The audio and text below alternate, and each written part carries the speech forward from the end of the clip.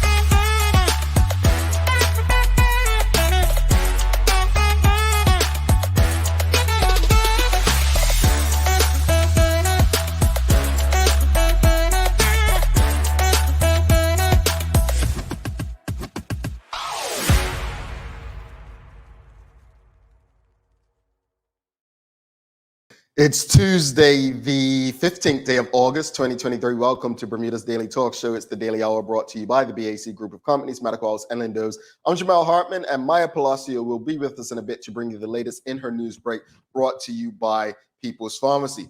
Look, a lot is going on.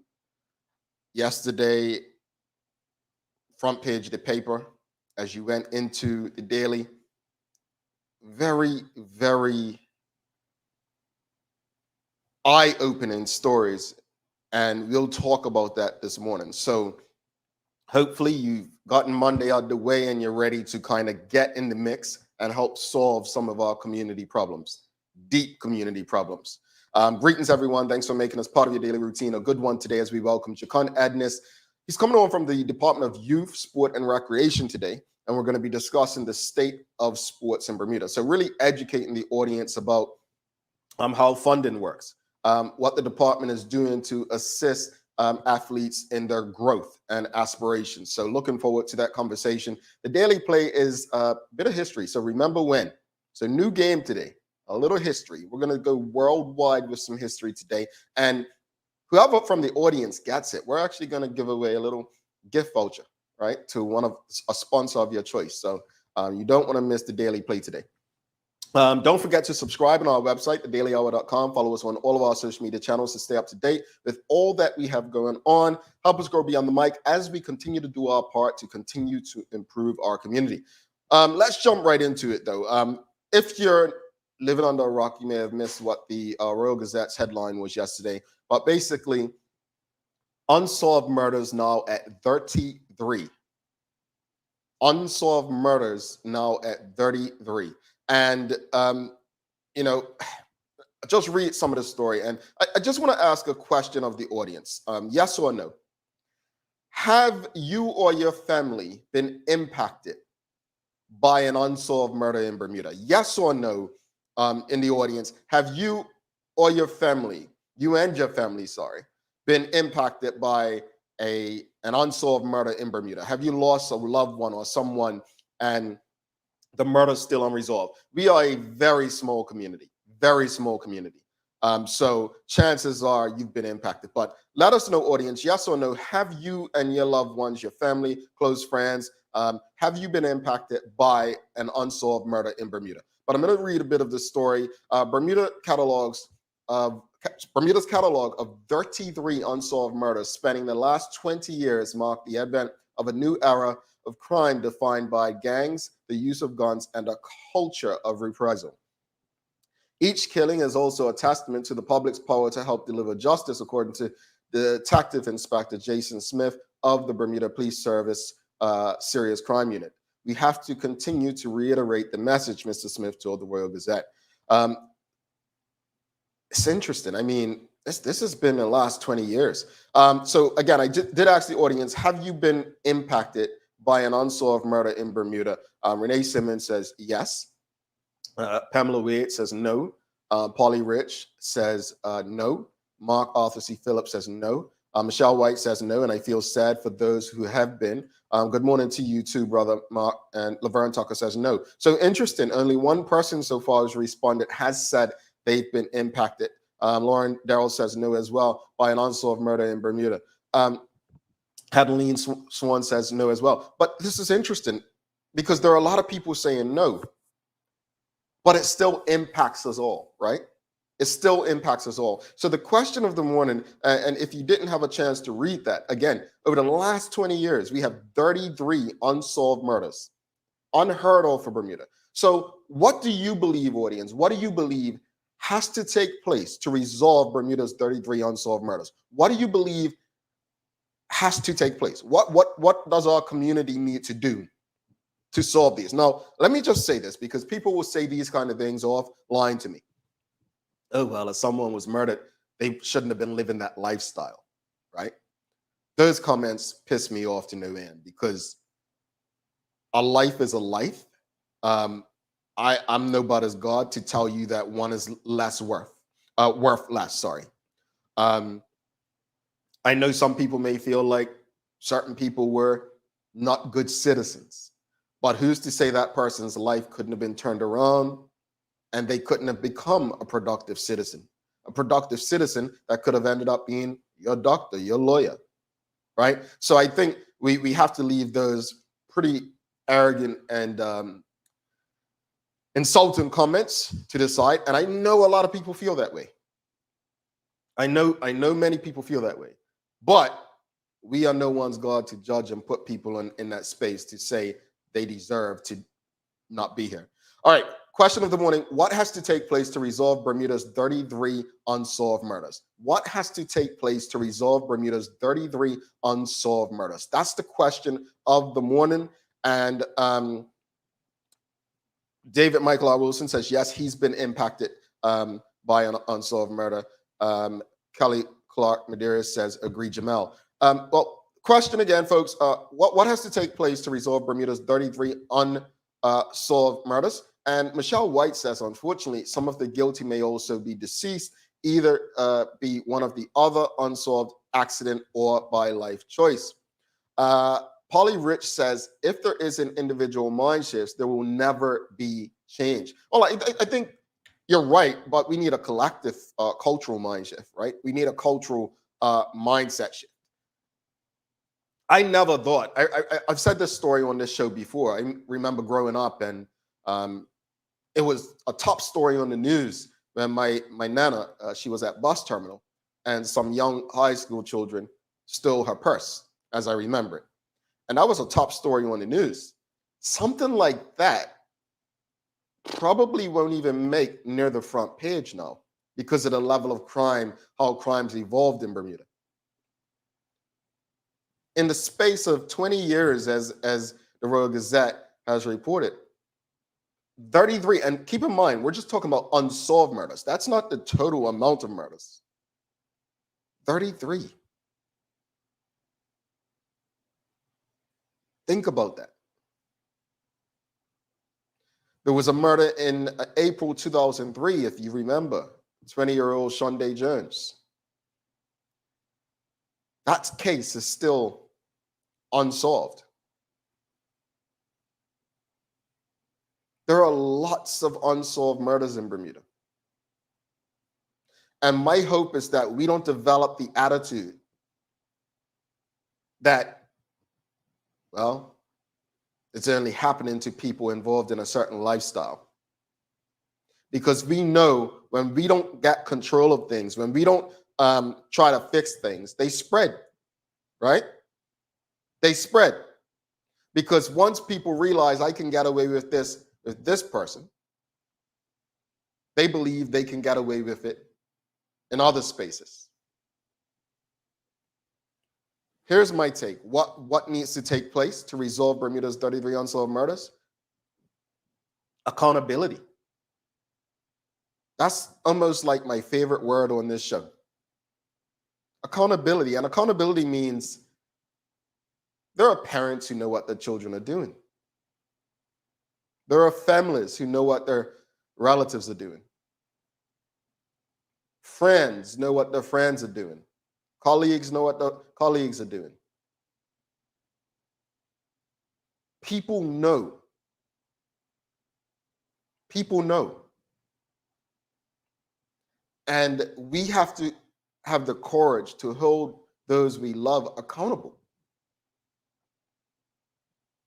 There's this quote that's often seen in Crime Stoppers and the police where they say, if you know something, say something. I think that goes through one ear and out the other for most people. Because no one wants to get their loved one in trouble. But I'm of the belief that if someone can cold-heartedly do something to one, they'll do it to another. Audience, what has to take place to resolve Bermuda's 33 unresolved murders? Again, I'm on the side of accountability. David Michael R. Wilson says, unfortunately, with Bermuda being as small as it is, those who say even a little are often retaliated against. But it's interesting, David, that you say that, because there's more of us than them. And I would think in a small community, you'd be more likely, right? You'd be more likely to have people that will say something. I thought that we had such a small, collective, loving community growing up that you couldn't get away with stuff because someone always knew who you were and who did it, right? But I take your point. Kelly Clark Medeiros says, more resources with police, better system for people to report, an education system that doesn't give up on children, justice for Shamel. I think she means Chevelle. Yeah, justice for Chevelle. Let's talk about more resources for the police. When you say more resources for police, what do you mean by that? Just give us more detail. What do you mean by more resources for police? An education system that doesn't give up. We need an education system that works.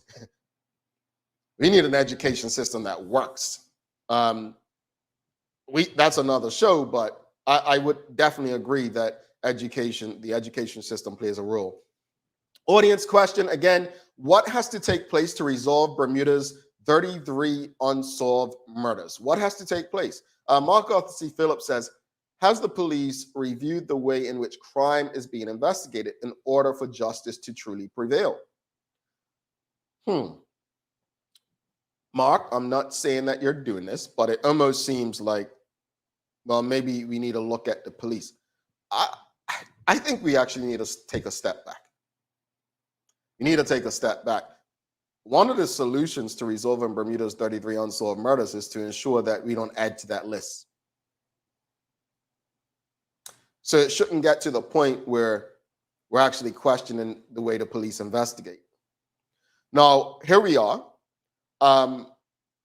Obviously, there's going to come, there are people right now, because yesterday there was a seizure of a lot of marijuana weed down in St. George's, right? And many of the respondents on social media were basically saying, we have bigger things to worry about, and we're still arresting or seizing this stuff and arresting people for it. I take the point. I do take the point that people are saying. But what we also have to understand that until we do enough to get the laws changed, that is still the law. It's still the law, right? So I get when people say, maybe the police need to shift their attention and have more people focused in this area. That's easy to me. But I think we as the community, we have a role to play. And I don't necessarily believe we hold ourselves accountable for the desired results that we want, if that makes sense. David Michael R. Wilson says, not necessarily, one would think so, but we are of the small community, small mindset, where we mainly look out only for self. And I think he is speaking about people being afraid to speak up of fear of being retaliated against. And I had stated that I would think that in a small community, we'd be more open to sharing and discussing. And he's saying, yeah, but small community, small mindset, we only look out for self. And that's a challenge. It's a challenge. It's really a challenge. Folks, what are your thoughts? What has to take place? We have 33 unresolved murders. Unfortunately, as we have this conversation today, there's currently a case before the courts right now of a murder that took place during the 2020 pandemic era, right? But what do you believe has to be done to resolve Bermuda's 33 unsolved murders? Renee Simmons, she says, Bermuda needs more experienced investigators. There have recently been new police FBI graduates. However, we need more. It's said after 48 hours that the task is harder and all forgotten it seems to families. Okay, so I think that's a show, First 48, right? Where they basically say after the first 48 hours, it's hard to solve a crime. As time goes on, I think what you're relying on really is people to speak up, right? You're relying on the community. There's a lot that goes into solving a murder, and I'm just going off of what I see every week on Dateline 2020 and ID channel, right? But I think in this age of technology, it should be easier. But there are concerns because if we had working CCTVs, that could help. I think we do live in a time where more people have surveillance, right? People have cameras in the cars. People have Ring doorbells. I think as far as surveillance, the community is doing their part. CCTV could help solve the crimes. And courage, just courage amongst people. Like if you know someone is involved in something, encourage them to speak up. Encourage them to say something. But in little tiny Bermuda, little tiny Bermuda, and I want to quote from the Royal Gazette, quote by Mrs. Smith, the reality in our message is these 33 cases of 33 lives that have been lost. And there are 33 families that are continuously mourning. 33 lives. 33 people who are no longer contributing to our society. And no matter what you think of any individual, it's still a life. And as Biggie Smalls said, death, there's no coming back from it. I don't think, personally, we've taken this serious enough as a community. I think as the years went on, we actually became cold to it because it happened so often. As time went on, you hear about America, this has got to stop. We talk about it for a second, just like road collisions and fatalities, right? We talk about it for a bit. And then after we talk about it, all goes quiet. We have some work to do, man. Because I think having 33 unsolved murders in the Bermuda that most of us grew up in is a sad indictment on our community. Not the government, not the police, but all of us. It's a sad indictment on our community. We have to do better. Because believe it or not, whether you've been impacted or not, our lives depend on what we do for others. I was at the hospital when my mom was very sick. And some of the people that were there taking care of people in the hospital were people that society would have given up on many years prior. This is what I mean. People can change. We should not be just acting like, oh, that's one less we have to worry about. We just need to figure out solutions to our problems so that we can ensure that we're not adding number 34. Maya, you ready for the news break?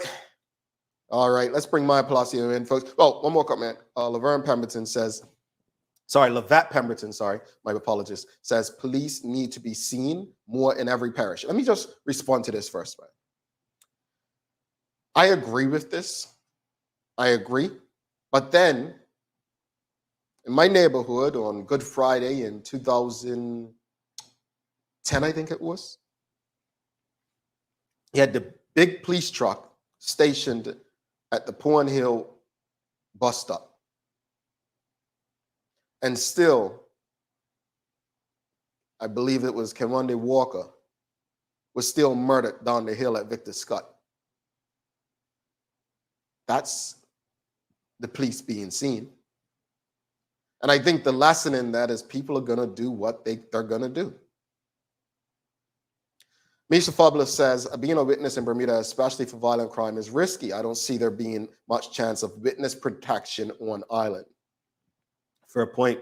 Manuela John says, just as in small insignificant incidents, there may be several people who hear about incidents, but people think that somebody else should tell the story. But how do they live with it? Yeah, that's just across the board, Manuela, unfortunately. We're always waiting for someone else to do it. We're always waiting for someone else to be first. If none of us takes that leap, it just won't happen. Let's bring Maya Palacio in for the Daily Hour news break. And we have Jekon Edness coming up, folks. Please make sure you share the link with your friends, your family, because we're discussing the state of sport. I know a lot of people have had questions about, well, why doesn't this athlete get funding, or where's the discipline in sports? We're going to discuss what the department actually does. I'm of the belief, and Jekon may disagree, many of you may disagree, I'm of the belief that government probably shouldn't be doing all the funding. There's a large private sector in Bermuda where billions of dollars are flowing. I've said this on the show, and I'll continue to say it. Work with people in PR, marketing, even entrepreneurs, to help you develop your business plan for yourself and go out there and seek funding. But when you're doing that, keep in mind, you have to have a reputation that they want to tie themselves to. You can't seek funding from a CEO at some company on Pitts Bay and be out there getting drunk and carrying on and cursing and doing a thing. I'm going there today. So you have to be marketable. Let's bring Maya in, because I feel like I'm getting in the other convo already.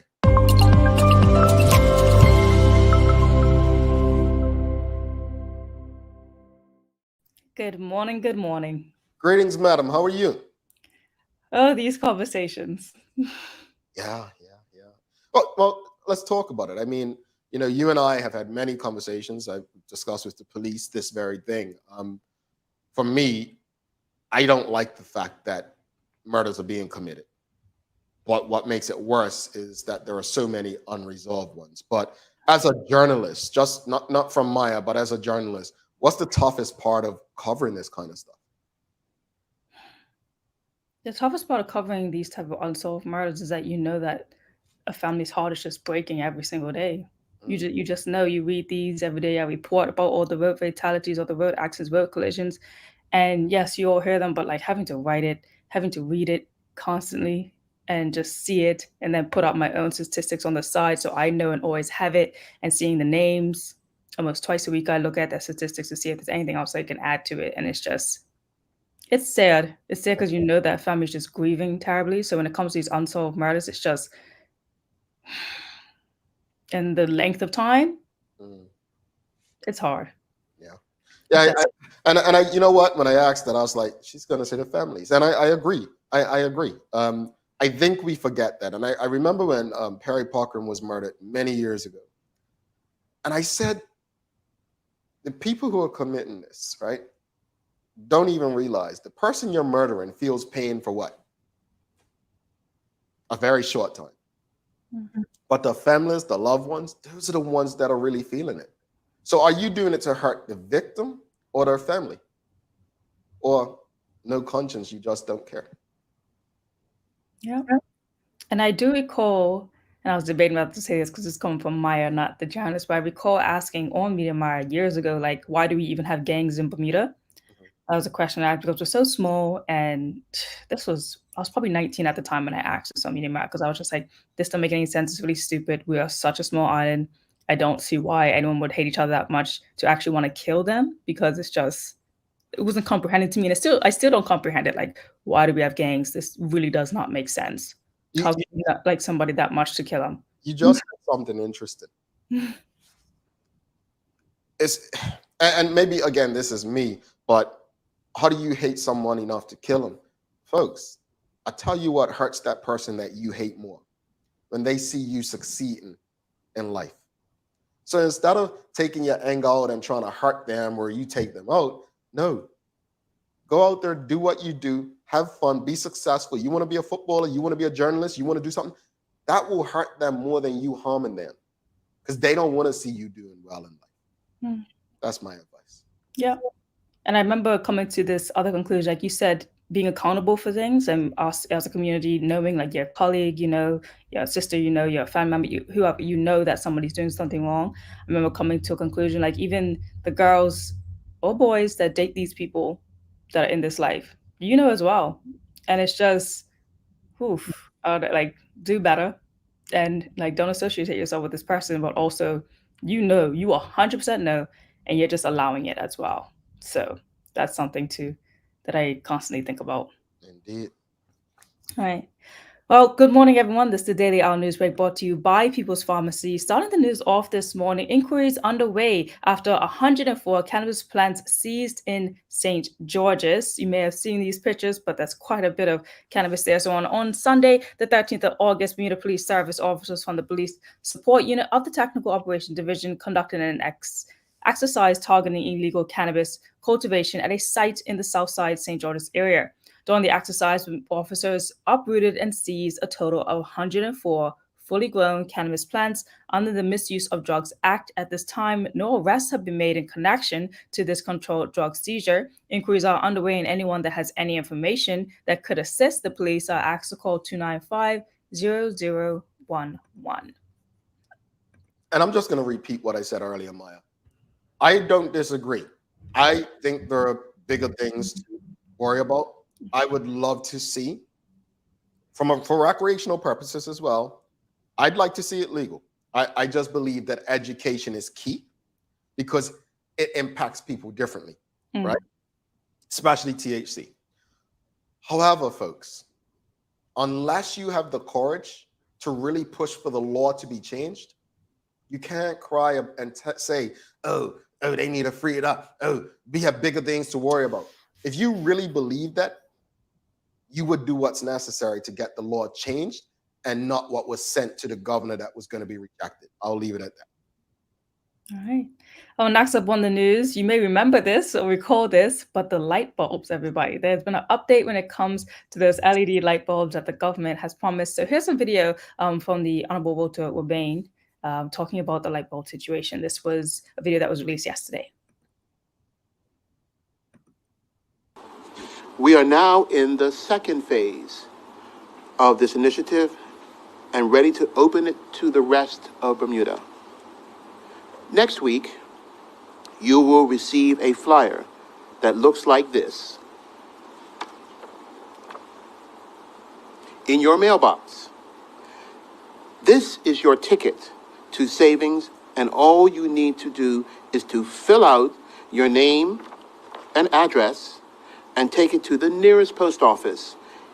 If you work in the city, you can take it to the general post office to collect your package of LEDs. To be clear, the limit is one package. And the packages will look like this. For each household, you must have your flyer with you and filled out to receive your LEDs. These LEDs are 60-watt equivalents. So you can use them to replace any fixture that's in your home or in your office that otherwise would use incandescent light bulbs. They are a natural light color, which is a good medium color rendition. So they look as much like your regular bulbs as possible. For those who might think this is a gestorial initiative, I would like to assure you that it is not. To quantify those savings, one of these LEDs will cost you about $100 at an average all-in rate of 42 cents per kilowatt hour to operate before it needs to be replaced, which is after 25,000 hours in use. By contrast, incandescent bulbs only have a lifespan of 1,000 hours.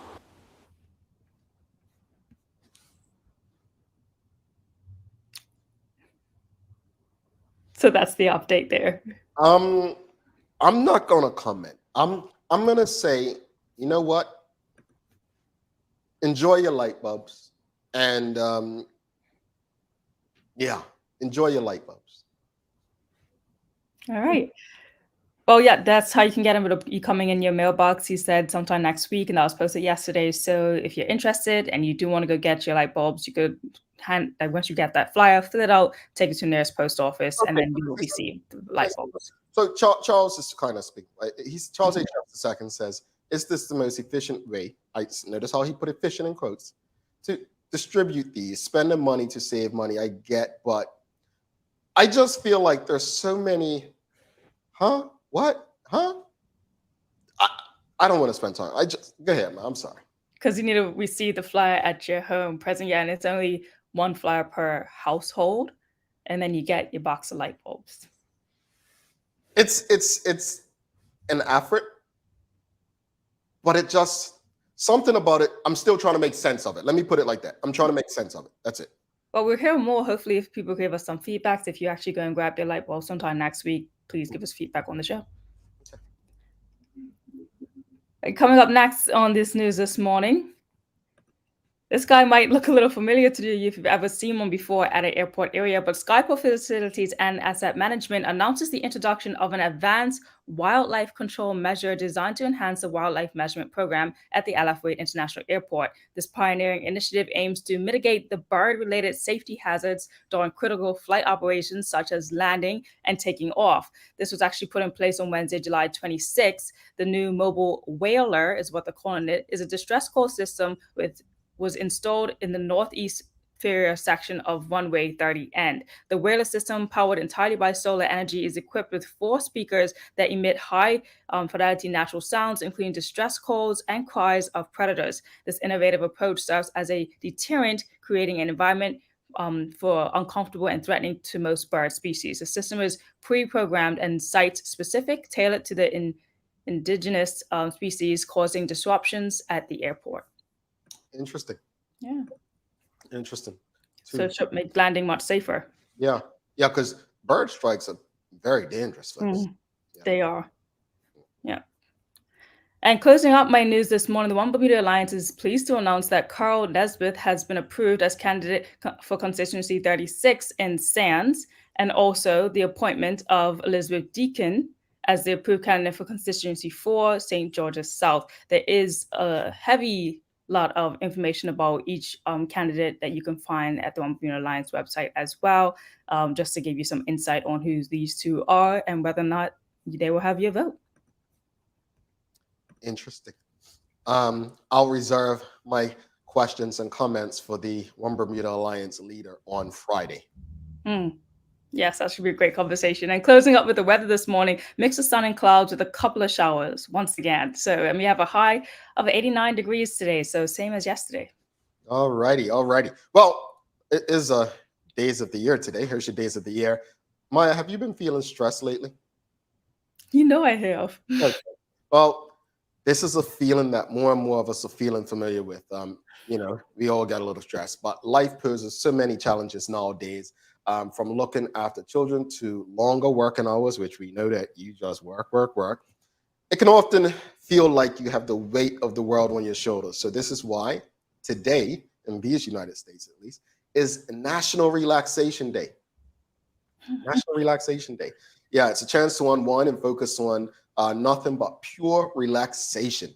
National Relaxation Day was founded back in 1985 by Sean Muller. He was only a 4th grader at the time. You hear me? 4th grader. So he suggested that on this date, people should not do anything of real value. He highlighted that real work and cleaning are not parts of relaxation. Sounds like music to your ears, right, Maya? Children have the best ideas sometimes, though, right? Mm-hmm. Who would have thought? Well, so the question, audience, let us know, how do you like to relax? How do you like to relax? Maya, what do you like to do to relax and unwind? I don't know. I'm trying to think. I I'm guess gonna going to walk. I'm gonna Walking's cool. I'm gonna call you after the show because we're gonna work on that. We're gonna work on that. Um, I find a couple ways. I do like jogging outside. The humidity is just too much in the summer in South Florida.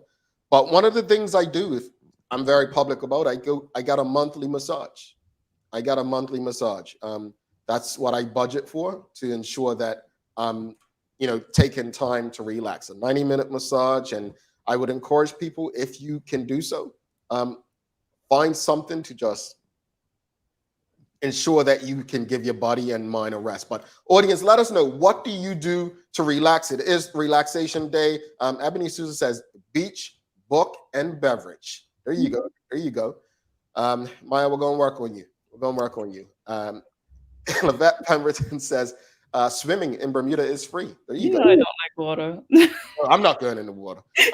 Vern Tucker says, I like to be in the ocean. Yeah, we've got some swimmers. But you know what, though? If that's your thing, folks, it's a beautiful thing to do in Bermuda. It's easy. But let us know. Keep them coming. What do you like to do? Happy National Relaxation Day, Maya. We'll see you tomorrow. I'll see you guys tomorrow. I'm excited for this conversation. I'd love to know specifically about athletes and health insurance, like our major athletes that are out there. Please make sure you put that question out there. See if Mr. Edness has got some information for us. Okay. All right. Stick with us, folks. Don't go anywhere. We'll be right back.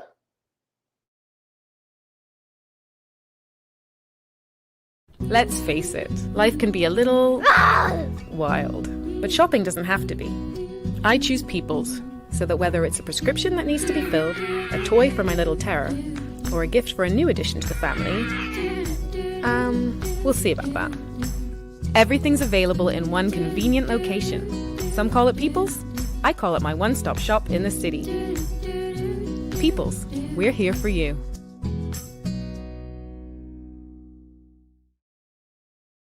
Welcome to the new bulk store, Lindo's Next Level.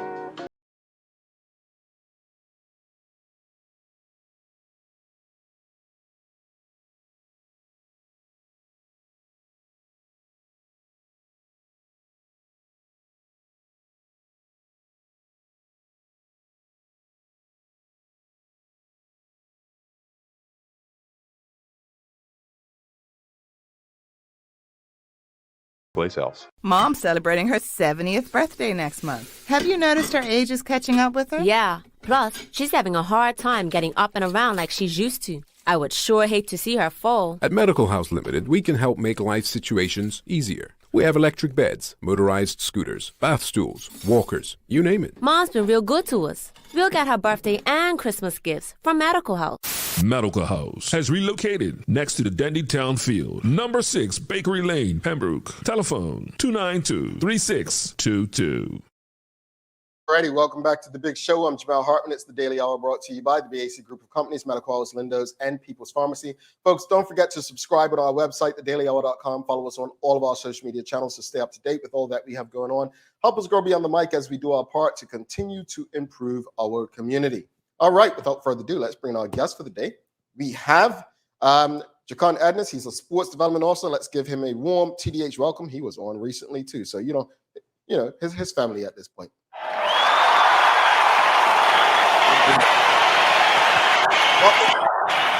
Welcome back, sir. How's it going?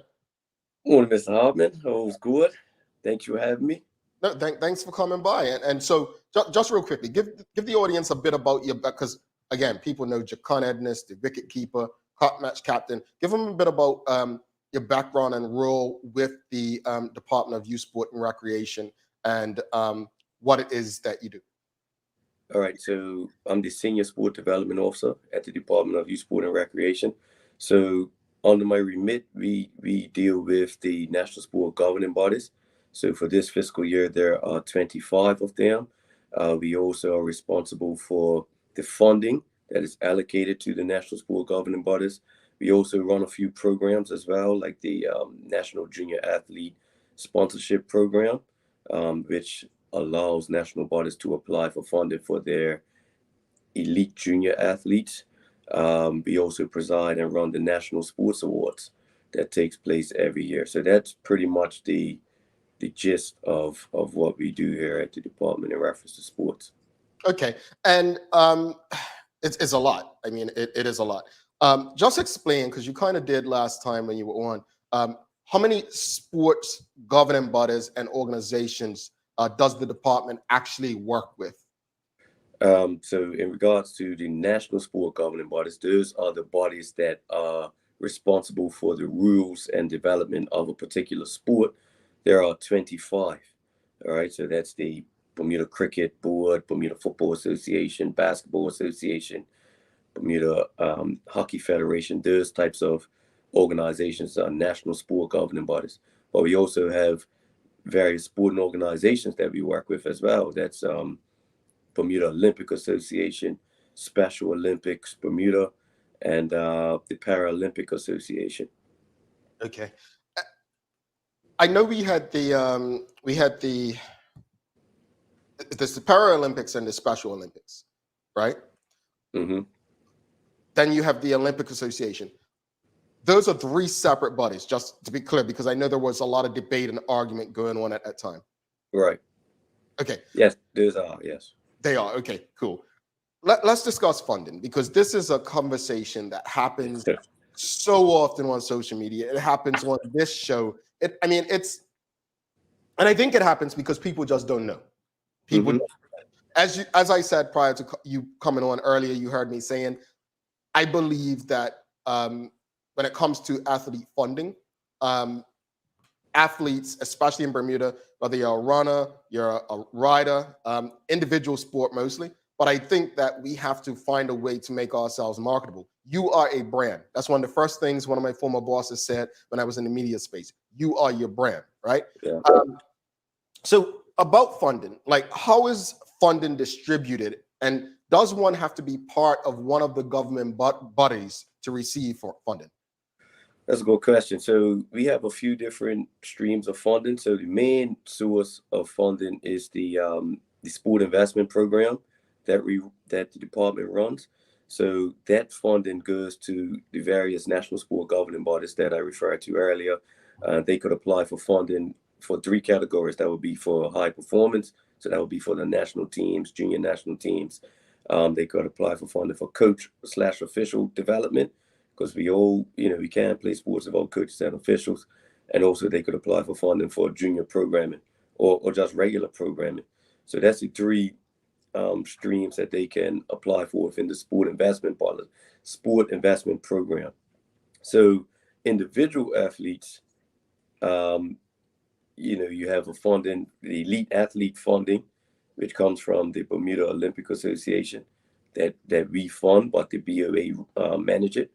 And also you have what we just had, the high performance funding, where we provided funding to 11 elite athletes. Dage Miners was one of them, Jessica Lewis, Jair Mitchell. So those are just some that come off the top of my head. So it's various ways that an athlete could get funding, but it is hoped that the bulk of athlete funding, it trickles down to the athletes that we distribute through the sport investment program. It's interesting you mentioned Dage and is it Jair Mitchell? I think the rider, because those are the two names that come up very often. But can the ministry or department of youth sport recreation, we have a lot of athletes who maybe they just don't have the guidance. Is there something that you do or being done that can assist them with helping with their brand, so that they can, we may not be able to have the funding through your organization or that sport body you fall under, but here's what we can do to assist you in going out and retrieving funding in the private sector. Is there something that can be considered in that respect? Because Jekon, let's be honest, some people are so focused on their sport, they have no business acumen, right? Correct. So also what we have, what you do have in sports administration is a lot of volunteers. So you have people who are doing it purely for the love of their respective sport, but sometimes they may lack in certain areas. So it's up to us at the department to assist, but we cannot go to these individuals or to these entities and force them and force our assistance upon them. We make ourselves available, and it's up to them to use that assistance where needed. Indeed. Folks, if you have any questions or comments for Jekon, please send them through. We'll get through as many questions and comments as possible. But if you have any questions about athlete funding, about sports in Bermuda, just send them through, and we'll do our best to get through your questions and comments. First off, let me apologize here because I did it to you at Cop Match. When you were last on, you were absolutely correct. We do not have a problem in sport in Bermuda. Based on what we see, it's usually two sports that we actually have disciplinary issues with, and that would be football and cricket. All right. That said, we have this, and I guess it's what's reported most as well, right? What we see most. So our opinions are based on what's in front of us mostly, which is why it's important for us to go beyond what we're shown and what we're told.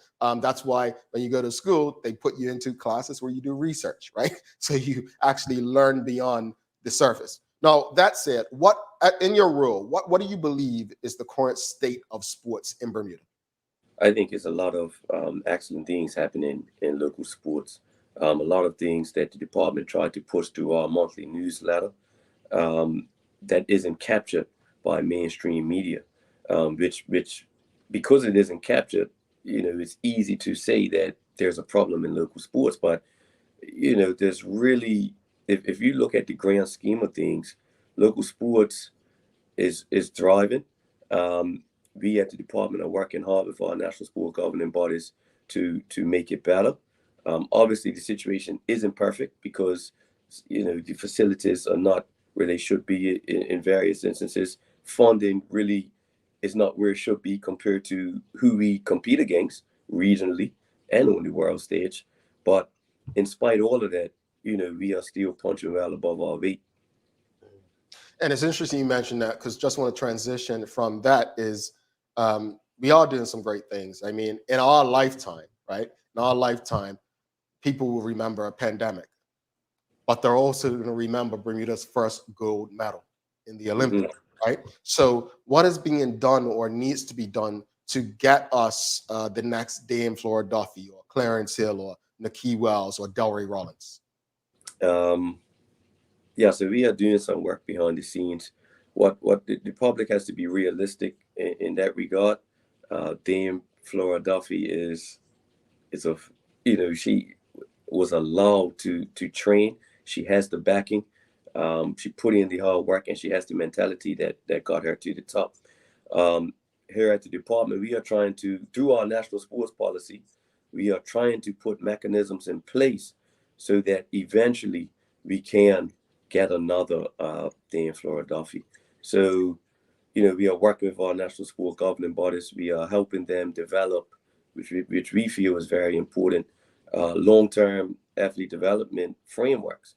So it's about getting sport to view, it's about getting sport to view their athletes long-term. You look at that child that comes to your junior grassroots program as a 5-year-old, instead of looking at that child as a 5-year-old, you look at that person as a future Bermudian athlete.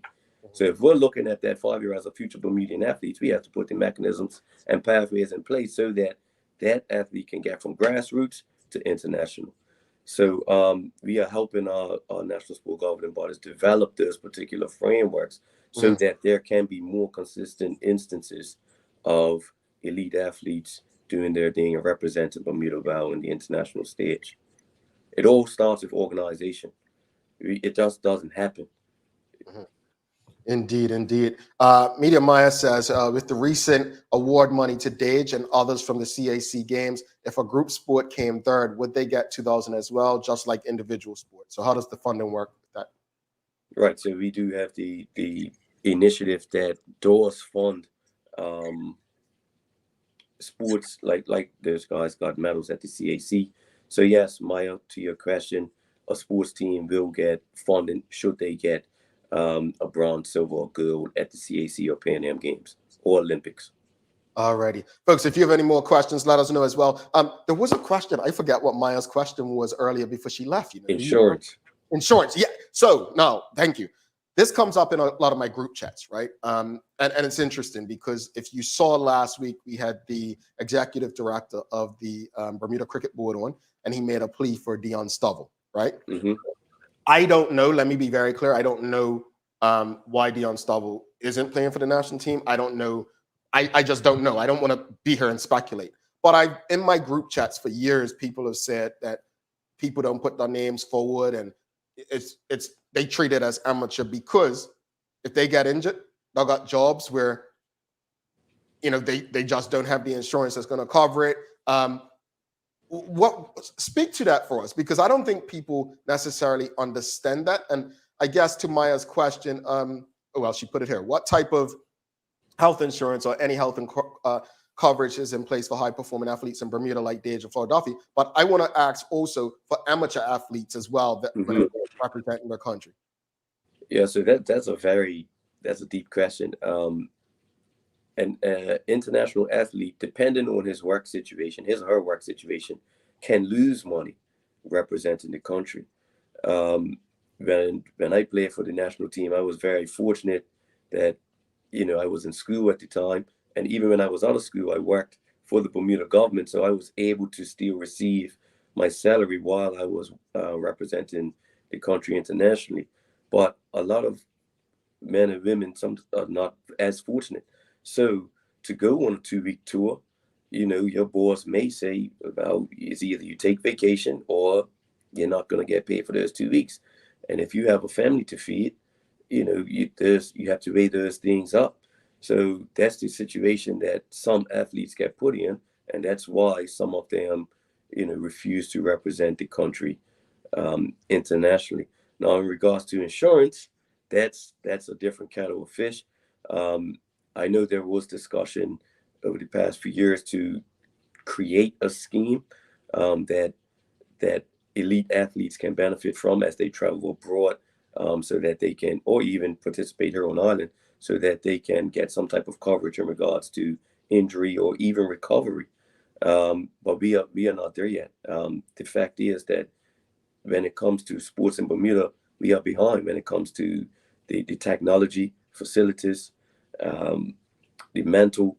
When it comes to sports, we're behind. So we have a lot of catching up to do. And that insurance scheme is definitely one that is on the radar. We've got another question. Charles H. Jeffs II says, are professional athletes such as boxers eligible for government funding? Yes. Through our high performance initiative. Yes.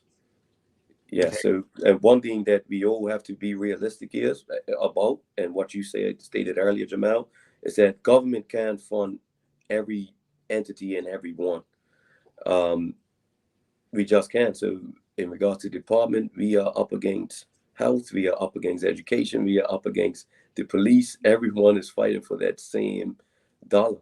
So we do what we can with the funding that we have, but it's our job to ensure that our national sport governing bodies and our athletes are organized and like you say, market themselves proper with their programs and how they carry themselves in public, so that they can tap into corporate funding. Some sport and governing bodies do better than others in that regard.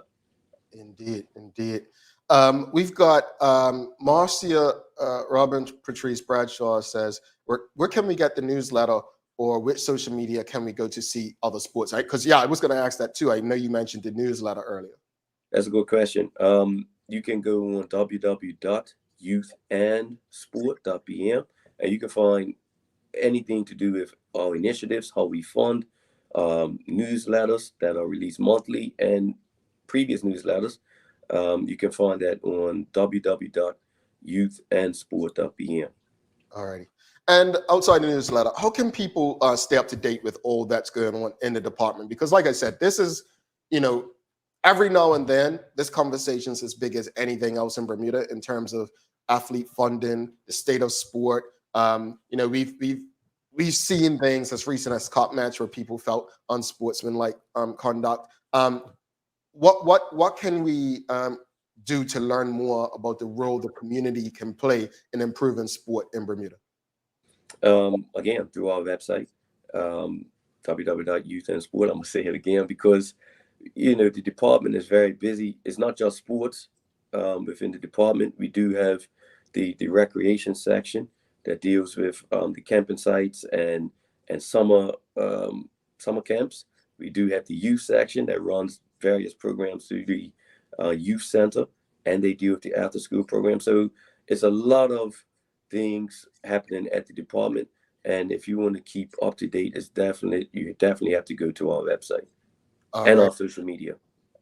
All right, perfect. I really enjoyed this. I think one of the reasons we love to do this show is education. And I think you answered a lot of questions that people debate and argue on social media regularly, myself included. I still am a firm believer that while I appreciate and understand government support, support doesn't always look financial. It doesn't have to be financial. And I think that's what I want to drive home to people. I was cleaning out my storage this last week, Jekon, and I forgot about this. Like, I found some coaching certificates I had from when I was coaching youth football. And those are the kind of things that, professional sporting bodies do. It's not just about an athlete who's doing well and they need funding, so they immediately run to government. My hope, my honest hope, and I would be willing to help certain athletes, and I say certain, there's a caveat. You have to, seriously, let's be honest. And you haven't spoken about it on her today, but I'm going to put you on this spot. Speak to how important, it's more than just being good at sport, right? Speak to how important your behavior and reputation is to actually receiving funding, because it's more than just being a good athlete, right? I'm going to speak to what you talked about earlier about branding. I did a speech at Cedar Bridge for the graduation where I spoke, and I told each graduate that they are a walking brand. So that's something that I believe in wholeheartedly. It is crucially important for any national sport governing body or individual athlete to represent themselves well at all times, because, again, Bermuda's a small population. It's not very difficult to find out information about any individual if you just ask in the right circles. So it's very important that you carry yourself well at all times. And even as an organization, when you're running programs and different things like that, showcase it. Put it over social media, put it in our newsletter so that we can get it out to the masses and assist the said organization with getting ulterior funding for their initiatives and programs. Indeed. Jekon, thank you so much, especially coming back so soon after you were on. Please keep us abreast anything that's happening, any events that are being put on. Just keep us abreast. Let us know if there's anything we can do on our platform to help push sport and community forward. Appreciate you, brother. Again, just before I leave, if anyone has any questions in regards to sports, please check the website. The department is trying to be 100% transparent with how we fund, why we fund, who we fund.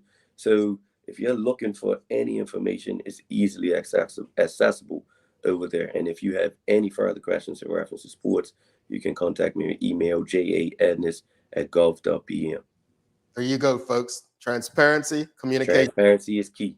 Talk to you soon, Jekon. Appreciate it. No problem. Enjoy the rest. All right. All right, Jekon Edness, folks. If you appreciated the conversation today, please give us a thumbs up, a love, a like. Please make sure you share the conversation as well.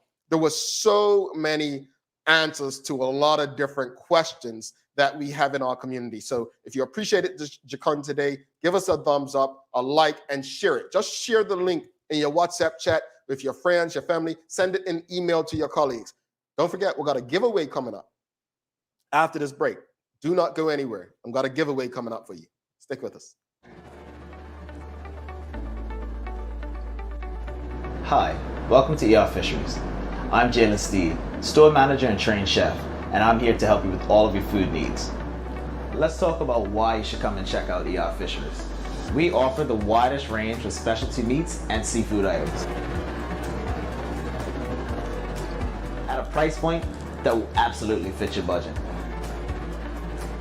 As a chef, I'm able to answer all of your food questions, help you come up with meal ideas, and generally guide you in the right direction.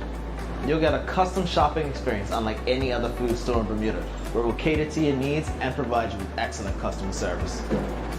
Where else can you get quality cooking advice and quality products? I look forward to helping you with all your meal ideas.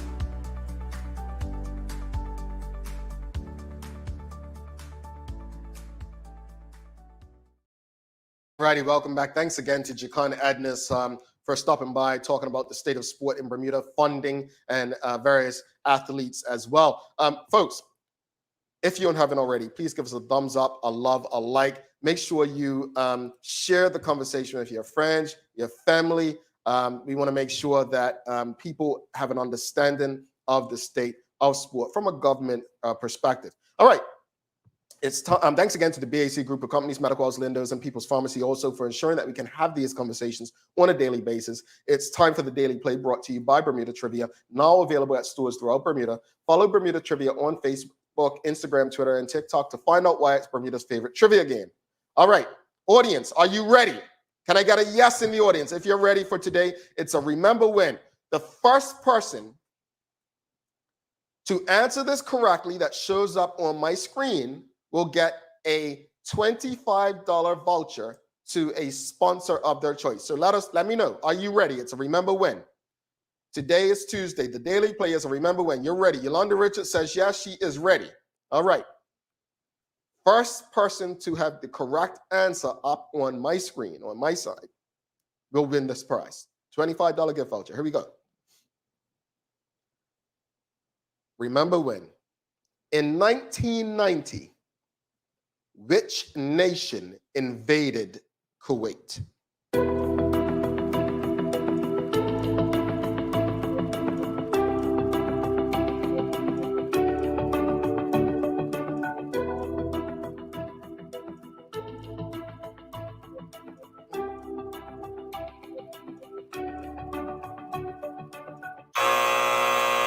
All right, no one got it within the time. Let's see if anyone. Oh, wow. Oh, we got a winner. Stacey Ann Brown.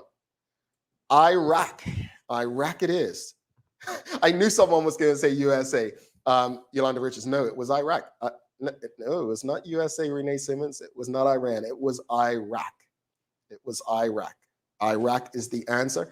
Yes, the USA did go on what they called it, Operate Desert Storm or something like that. Once Iraq invaded Kuwait, the US went over there to help Kuwait fight off Saddam Hussein in Iraq. But Stacey Ann Brown, please send an email to engage@thedailyhour.com and you will receive a link so that you can get your $25 gift voucher. So send us that email ASAP. All right, folks, wrap it up. I mean, I just want to say this regarding the unsolved murders in Bermuda. We have a role to play. It's not on every and anyone else.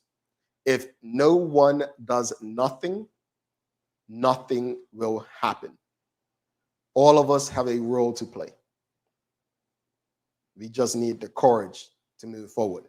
And for those who say, it's afraid of retaliation, I know what retaliation feels like. Try taking a government to court all the way to the Privy Council. I understand. I get it. They try to take everything from you, even your life. I get it. But if all of us live in fear, are we living at all? As far as Jekon, again, I appreciate him coming on and sharing the information that he shared. We love sport in Bermuda. Whether we respect it or understand it is a different thing. But I believe sport is a way out. Sport is a way to reduce crime, as is education. But sport can be a pathway for those who are not academically inclined. But to be good at sport, to grow in sport, takes discipline. It takes love and also accountability. So thank you to Jekon for stopping by. And now it's time for your ER Fisheries and Foods Daily Inspiration. And I want to leave this quote with everyone since we were talking sport today. Quote, talent wins games, but teamwork and intelligence wins championships, end quote. And that was Michael Jordan. Folks, please don't forget to subscribe on our website, thedailyhour.com. Follow us on all of our social media channels to stay up to date with all that we have going on. Help us grow beyond the mic as we do our part to continue to improve our community. Thanks again to our partners, the BAC Group of Companies, Medical Lindos, and People's Pharmacy for ensuring that we're able to do this with you on a daily basis. As always, we appreciate you, we love you, and we thank you for making us part of your daily routine. If all goes well, we'll be back to do this again with you tomorrow. I'm Jamel Hartman. Please do make it a safe and a great day. We're out. Peace, I think.